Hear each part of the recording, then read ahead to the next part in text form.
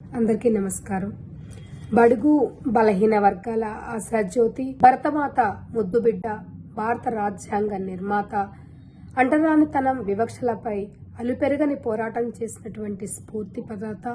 చీకటిని చీలిస్తూ ఎంతోమంది జీవితాల్లో వెలుగులు నింపినటువంటి మహనీయుడు, దాదాసాహెబ్ ఫాల్కే అవార్డు గ్రహీత డాక్టర్ బిఆర్ అంబేద్కర్ దళిత వర్గాలను పైకి తేవాలనే జగన్ ఒక దృఢ సంకల్పంతో అంబేద్కర్ స్ఫూర్తిని భావితరాలకు అందించాలనే ఒక గొప్ప సంకల్పంతో ఈ నెల 19వ తారీఖు సాయంత్రం 3 గంటలకు విజయవాడలోని స్వరాజ్ మైదానంలో దాదాపు 9.5 ఎకరాల స్థలంలో 352 మెట్రిక్ టన్నుల ఉక్కును ఉపయోగించి 112 మెట్రిక్ టన్నుల ఇత్తడిని కలుపుతూ ఒక 81 అడుగుల ఎత్తైన ఒక పీఠంపై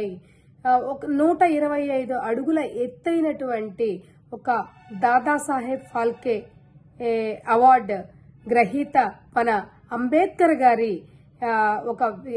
విగ్రహాన్ని ఆవిష్కరించబోతా ఉన్నారు మన గౌరవనీయ ముఖ్యమంత్రి శ్రీ వైఎస్ జగన్మోహన్ రెడ్డి గారి స్వహస్తాలతో. సుమారు 400 కోట్ల రూపాయల ఖర్చు చేసి మరి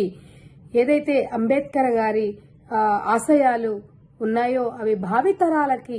స్ఫూర్తిని అందించాలనే ఒక ఉద్దేశంతో ఈ అపూర్వమైనటువంటి ఘట్టానికి శ్రీకారం చుట్టబోతా ఉన్నారు మన గౌరవనీయ ముఖ్యమంత్రి శ్రీ వైఎస్ జగన్మోహన్ రెడ్డి గారు. కాబట్టి ఒక రకంగా చెప్పాలంటే ఇది మన ఆంధ్ర రాష్ట్రంలోనే జరుగుతున్నటువంటి అతి గొప్ప పండుగ అని మనందరం కూడా చెప్పుకోవాల్సిన అవసరం ఎంతైనా ఉంది. కాబట్టి మన ఆంధ్ర రాష్ట్రంలో ఉన్నటువంటి ప్రతి ఒక్కళ్ళు కూడా దీనిలో భాగస్వాములయ్యి ఈ ప్రారంభోత్సవ కార్యక్రమం ఏదైతే జరుగుతూ ఉందో ముఖ్యంగా మన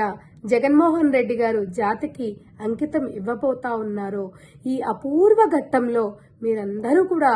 వచ్చి పాలు పంచుకొని ఈ కార్యక్రమాన్ని దిగ్విజయం చేస్తారు అని చెప్పేసి మనస్ఫూర్తిగా మీరందరూ రావాలని కోరుకుంటూ ధన్యవాదాలతో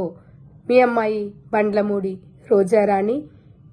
మీ ఆహ్వానం కోసం మీ ఆహ్వానం పలుకుతూ మీ అందరి రాకకై ఎదురు చూస్తూ ఉంటాము.